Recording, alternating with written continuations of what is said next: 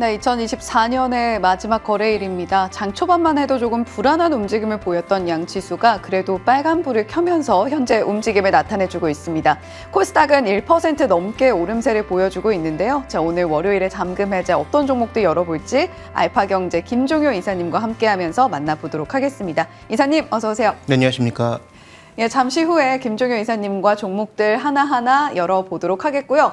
오늘 시장이 어떻게 움직이고 있는지 종목별 표정은 머니맵을 통해서 좀 살펴봐야 될 것 같습니다. 함께 보시죠.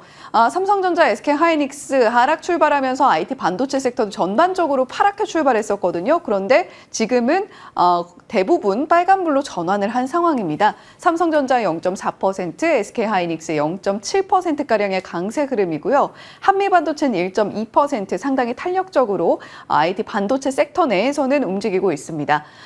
이수페타 지수도 0.5%가량의 강세, IT 섹터 내에서는 HPSP, 이오테크닉스, LG 디스플레이를 제외하고는 전반적으로 그래도 표정 좋네요. 2차 전지 화학주들은 장 초반에 하락 출발을 했다가 하나 둘씩 상승 전환을 하는 모습을 보여줬었는데 현재는 1에서 2%대 강세 흐름 전반적으로 함께 보여주고 있습니다. 엔캠이 5.89% 강세로 오늘 상승 탄력을 상당히 강하게 받아가고 있고요. 제약바이오 섹터 안에서는 유한양행이 8% 넘게 급등세 시연을 하면서 수급을 좀 빨아들이는 모습도 함께 시연이 되고 있습니다. 네, 머니맵 살펴보고 왔고요. 오늘 시장 상황이 그래도 마지막 거래일이라고 조금 더 힘을 내주는 모습을 보여줘서 반갑기도 합니다. 자, 오늘 종목들 어떤 종목들 만나볼지 김종효 이사님과 첫 번째 종목부터 바로 열어보도록 할게요. 자, 오늘의 첫 번째 종목입니다. 이마트인데요. 알리와의 시너지는 이라는 부제가 붙어 있습니다. 첫 번째 키워드 바로 열어볼게요. 자, 알리와의 시너지, 이마트 기대감을 끌어모으면서 지난주에 좀 시세가 나오기도 했습니다. 자, 그렇다면 첫 번째 키워드 알리, 저희가 이 안에서 어떤 부분들을, 어떤 내용들을 챙겨가야 될까요? 네, 일단 이틀간의 주가 흐름이 벌써 답을 어느 정도 말해주고 있지 않습니까? 전일은 급락, 오늘도 뭐 추가적인 하락이 나타나고 있는데요. 시장 분위기가 개선되고 있는 거에 비해서 이렇게 약세를 보여주고 있는 것은 현재 이 구조에 대해서 조금 그렇게 긍정적인 분위기는 아니지 않나. 그래서 양사가 원하는 바는 뚜렷하겠죠. 알리는 한국에 진입하는 게 생각보다 잘 되지 않았기 때문에 한국에 좀 더 스무딩 랜딩을 할 수 있는 어떤 계기를 마련하는 것으로 보이고, 그 다음에 지금 SSG 닷컴이나 아니면 지금 이마트 쪽의 온라인은 그 처참한 상황이죠. 지마켓을 인수한 이후에도 잘하지 못했고, 하다못해 이제 정현진 회장 같은 경우에는 하는 사업마다 잘 되지 않아서 이런 부분들에 대한 의심도 있는 상황이었잖아요. 그래서 준비된 그림을 보시면 지금 이런 구조로 5대5로 하겠다라는 건데, 자, 5대5가 뭔가 굉장히 공정해 보이기는 하지만 둘의 의견이 충돌될 때는 과연 어떻게 할 것인가에 대한 고민도 있는 거 아니겠어요? 그래서 명확한 방향성이라든지 그다음에 지배구조의 우월성이라든지 이런 것들이 보이지 않고 3조 5천억에 샀던 걸 3조 정도의 가치를 인정받다 보니까 결국은 이 시너지에 대해서는 시장의 고민만 좀 쌓인 게 아닌가? 그래서 현재 주가가 이 회사의 전체적인 이슈, 알리와의 시너지 이슈에 대해서 이미 평가를 내리고 있다. 이렇게 좀 봐야 될 것 같습니다. 예. 알리익스프레스와 손잡게 된 배경에 대해서 설명을 해주셨고요. 두 번째 키워드로 바로 이어가 보겠습니다. 자, 지금 현재 지배 구조를 들여다볼 때 그리고 알리익스프레스와 손을 잡았을 때 구체적인 시너지 효과를 어쨌거나 시장에서 기대를 하고 있잖아요. 어떠한 부분들에서 저희가 그 시너지를 좀 찾아볼 수 있을까요? 네, 일단 지마켓도 오픈마켓이고 알리익스프레스도 어떻게 보면 오픈마켓인데 양쪽의 오픈마켓의 범위를 더 키워서 일단 네이버 쿠팡 중에서 쿠팡을 따라잡기는 쉽지 않고 사업 구조도 다르니까 네이버를 한번 잡아볼까라는 정도의 어떤 시그널을 보여주고 있는 거죠. 근데 준비된 그림에서 지금 보시는 것처럼 지마켓의 전반적인 상황은 사람을 잘라내고 있음에도 불구하고 재무구조도 악화되고 있고 실적은 좀처럼 나아지는 모습을 보여주지 않고 있죠. 비용을 더 줄이고 있음에도 불구하고 매출도 감소하고 있는 그런 양상이라 지금 알리익스프레스도 국내에서 확실하게 자리 잡았다라고 보기에는 어려운데 잘 못하고 있는 지마켓과 알리가 합쳤을 때 어느 정도의 시너지가 날까? 오히려 우리의 어떤 정보들만 중국의 알리익스프레스에게 넘어가고 그다음에 알리의 저가 상품들이 들어와서 그렇지 않아도 별로 이렇게 인정받지 못했던 지마켓의 지위만 더 낮아지는 건 아닌가? 뭐 이런 어떤 부정적인 생각도 들고 있는 상황입니다. 그래서 이건 아직도 우리가 명확하게 마침표를 찍기에는 어렵지만 어쨌든 뚜렷한 사업 방향성이라든지 지향점 같은 것들이 좀 더 명확하게 나와야 될 것 같아요. 지금은 단순하게 지분 5대5로 그냥 합쳐서 뭔가 새로 하나 만들어 본다 정도로는 시장에서 인정받기가 어려울 것으로 보입니다. 그래서 뭐 얼마 전에 신세계그룹이 정영진 회장이 트럼프 대통령 당선자 만나고 와서 뭔가 잠시 분위기 좋았던 때를 뭐 제외하면은 올해 내내 별로 안 좋았고 당분간 뭐 좋아질 만한 이슈도 별로 없는 상황에서 뭐 비기추라고 승부수라고 하나 내놨는데 시장에 대한 평가는 굉장히 냉정한 상황이니까 과연 알리익스프레스와 지금 SH닷컴은 빼고 G마켓이 합쳐서 어떤 시너지를 낼 것인지에 대한 명확한 그 시그널, 방향성을 주지 않으면 뭐 시장에서 이에 대한 평가는 더 나빠질 수밖에 없다. 이렇게 봐야 될 것 같습니다. 예.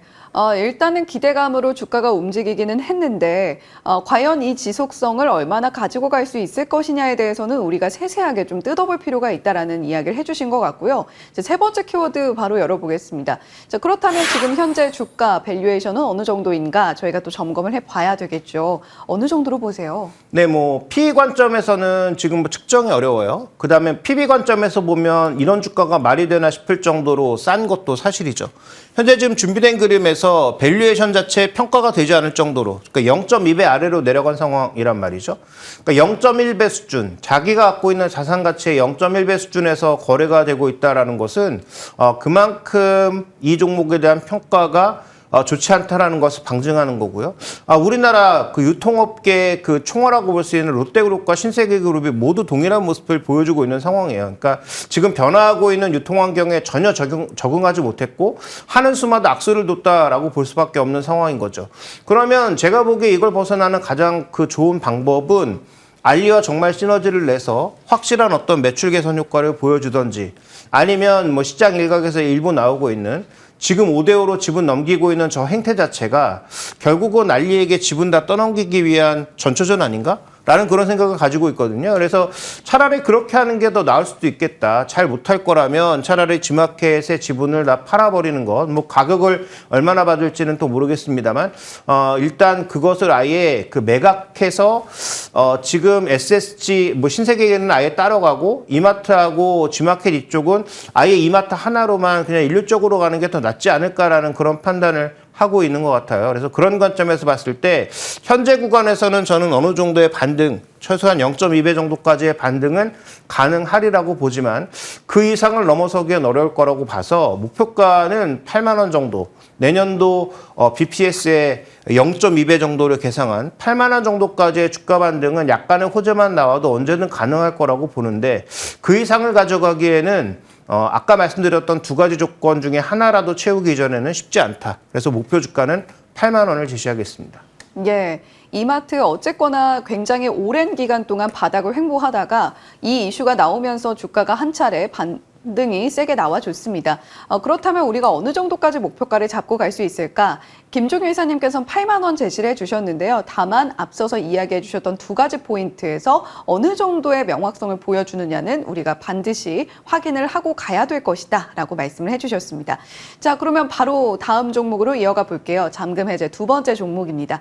자, 이번 종목은 LG전자인데요. 믿을 건 인도 IPO라는 부제가 붙어 있죠. 첫 번째 키워드 바로 열어볼게요. 자, 4분기 실적 먼저 짚고 가겠습니다. 4분기 실적이 과연 어떻게 나올 것이냐. 뭐 IPO는 이제 미래에 기대하는 부분이고 일단 실적을 받고 가야 되잖아요. 네, 일단 믿을 건 인도 IPO라는 제목 자체가 의미하는 시사하는 바가 크죠. 믿을 게 그거밖에 없다고? 그러면 실적이 안 좋다는 얘기 아닌가? 라고 이제 우리가 반문을 던질 수밖에 없는 건데요. 자, 지금 전체적인 영업이익의 추이를 놓고 봤을 때 지금 준비된 그림에서 보시는 것처럼 이익이 4분기에 확연하게 줄어듭니다. 그러니까 원래 예상했던 게 4천억 수준인데 그의 절반 정도밖에 안 나올 거라고 지금 시장에서 예상하고 있는데요.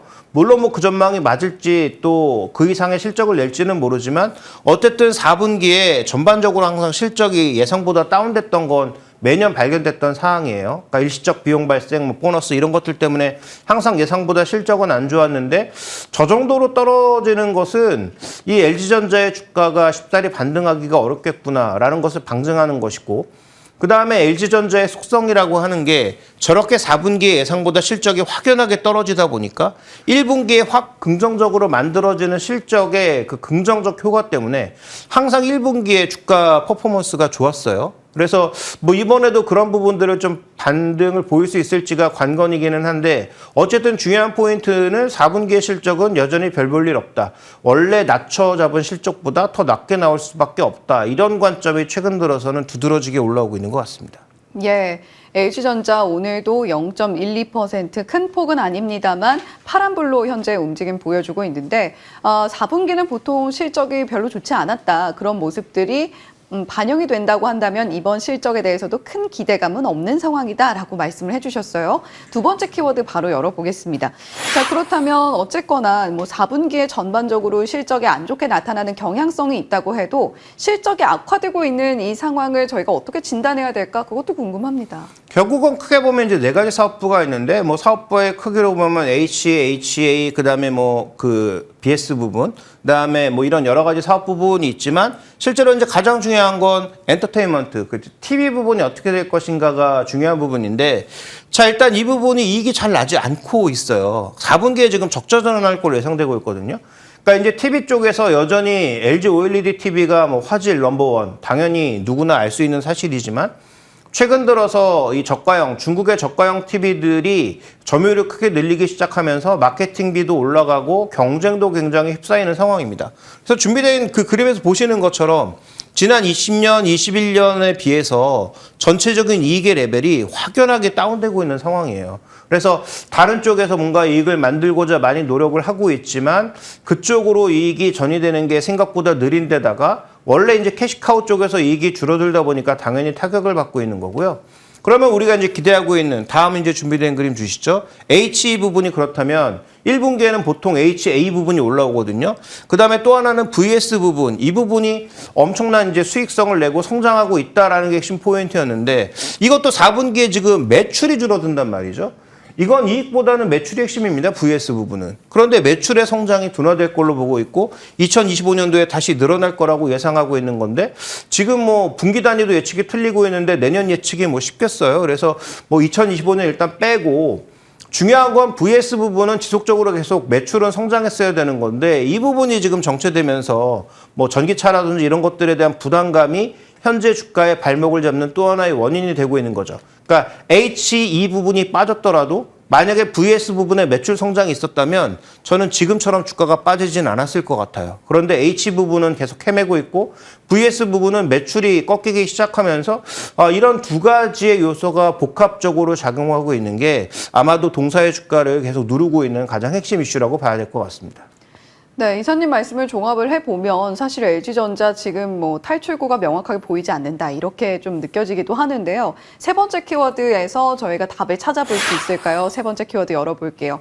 자, 인도 IPO에 대한 부재를 저희가 먼저 언급을 해드린 바가 있습니다. 그렇다면 인도 IPO에 기대하는 바가 무엇인가? 이걸 또 이야기를 해봐야겠죠. 네, 근데 우리가 이제 현대차의 경우에서 이미 봤잖아요. 뭐 예상한 만큼의 금액도 받았고 초기에 분위기가 좋았음에도 불구하고 현대차 주가에 도움이 됐나요? 전혀 도움이 되지 않았거든요. 그래서 인도 IPO를 뭐 예상외의 금액을 엄청나게 받고 그다음에 정말 뭐 긍정적인 분위기가 나타난다면 아주 약간의 효과가 있을지 모르겠지만 이런 이벤트 플레이가 주가의 추세를 바꾸기에는 어렵다라고 보여집니다. 그래서 HA 부분은 어쨌든 실적이 1분기에 올라올 텐데 그걸 빼고 나서 좋은 이슈가 아무것도 없다면 LG전자의 주가 반등은 제한적일 수밖에 없는 거예요. 그래서 보통 4분기에 실적이 나쁘고 1분기에 급격하게 좋아지면서 주가의 회복이 일부 항상 존재했는데 그 정도는 나타날 것으로 보고 있지만 거기에서 또 끝날 수밖에 없다. 2분기, 3분기, 4분기로 넘어가면서 여전히 정체 양상에 빠진다면 현재 지금 밸류에이션 기준으로 다시 저점으로 내려가고 있는 상황이라 여기에서 추격 매도할 필요도 없고 여기서 실망할 이유는 전혀 없죠. 어느 정도의 신규 매수도 가능하다라고 보고 있고 4분기에서 1분기의 실적이 급격하게 변하는 그 추세상 일정 부분의 반등은 가능할 것 같은데 반등의 한계는 어디냐? 여전히 그렇다면 PB 한 배를 넘어서기에는 어렵다라고 봐야 될 것 같고요. 그러면 동종목의 목표가는 내년에 PB가 한 12만 원 좀 위로 올라갈 텐데 그래도 뭐 저는 12만 원 이상의 목표 주가를 설정하기에는 굉장히 어렵다라고 보고 있어서 목표 주가로는 PB 한 배 수준 내외인 12만 원 정도, 한 정확하게 0.9배 정도 될 거예요. 그 정도의 12만 원 정도를 제시하도록 하겠습니다. 네, PBR을 좀 뜯어봤을 때 적정한 목표 주가는 12만 원대로 좀 예상이 된다라고 말씀을 해주셨습니다. 물론 인도 IPO로 인해서 어느 정도의 주가 반등을 기대할 수 있을 것이냐를 정확하게 추산하기는 어려우나 지금 뭐 저평가 구간에 있는 것도 사실이고 PBR을 살펴봤을 때 0.9배 정도의 밸류에이션을 책정하는 것이 좋지 않겠나라는 관점으로 목표가 잡아주셨고요. 자, LG전자 그리고 앞서서 저희 살펴본 종목들까지 김종효 이사님과 잠금 해제 종목들 열어봤습니다. 오늘 말씀 고맙습니다.